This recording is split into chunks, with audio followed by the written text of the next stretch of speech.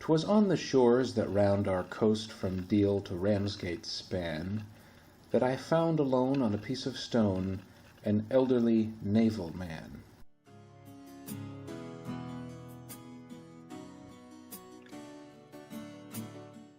His hair was weedy, his beard was long, and weedy and long was he. And I heard this wight on the shore recite in a singular minor key.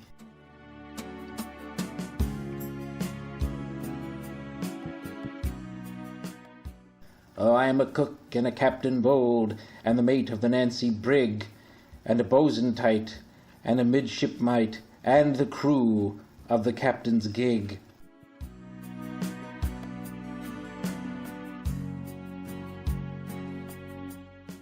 And he shook his fists and he tore his hair, till I really felt afraid, for I couldn't help thinking the man had been drinking, and so I simply said,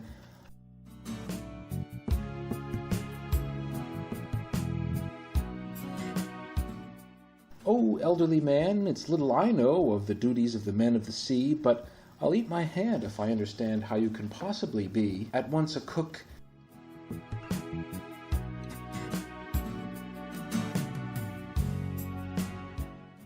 and a captain bold, and the mate of the Nancy brig, and a boatswain tight, and a midshipmite, and the crew of the captain's gig."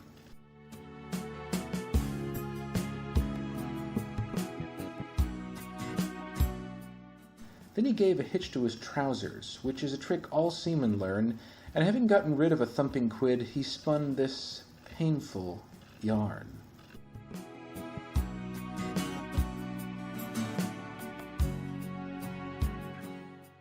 "'Twas in the good ship Nancy Bell that we sailed to the Indian Sea, and there on a reef we came to grief, which has often occurred to me.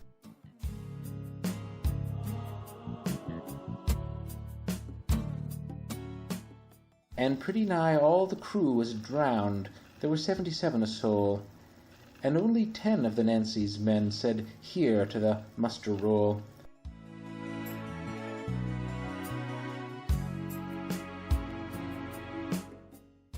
There was me, and the cook, and the captain bold, and the mate of the Nancy brig, and the boatswain tight, and the midshipmite, and the crew of the captain's gig.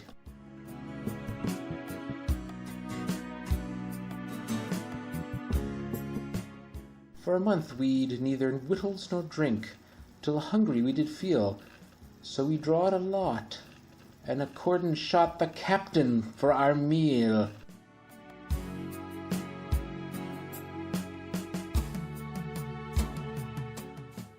The next lot fell to the Nancy's mate, and a delicious dish he made.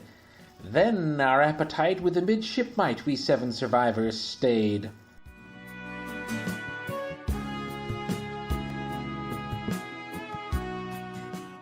And then we murdered the boatswain tight, and he much resembled a pig. Then we whittled free, did the cook and me, on the crew of the captain's gig.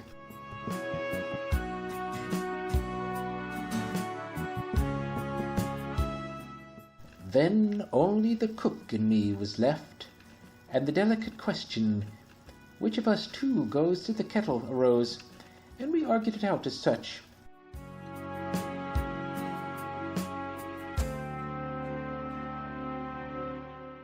I loved the cook as a brother, I did, and the cook, he worshipped me, but we'd both be blowed if we'd either be stowed in the other chap's hold, you see.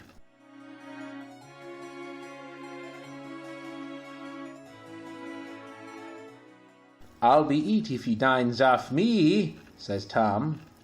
"Yes, that," says I, "you'll be. I'm boiled if I die, my friend," quoth I. "And exactly so," quoth he.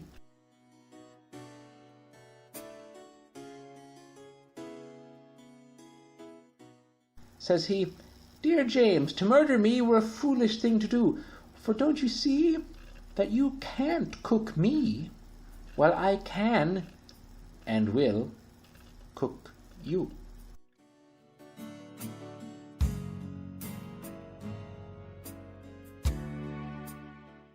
So he boils the water and takes the salt and the pepper in portions true, which he never forgot, and some chopped shallot and some sage and parsley too.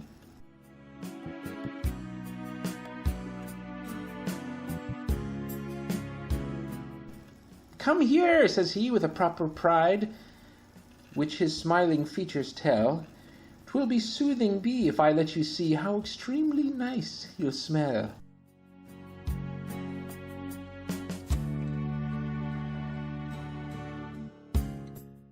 And he stirred it round and round and round, and he sniffed at the foaming froth, when I ups with his heels and smothers his squeals in the scum of the boiling broth.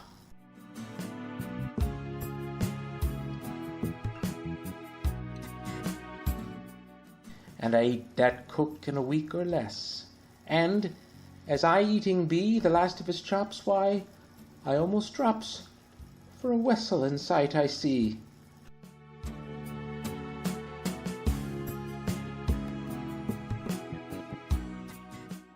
And I never grin, and I never smile, and I never laugh nor play, but I sit and croak, and a singular joke I have, which is to say,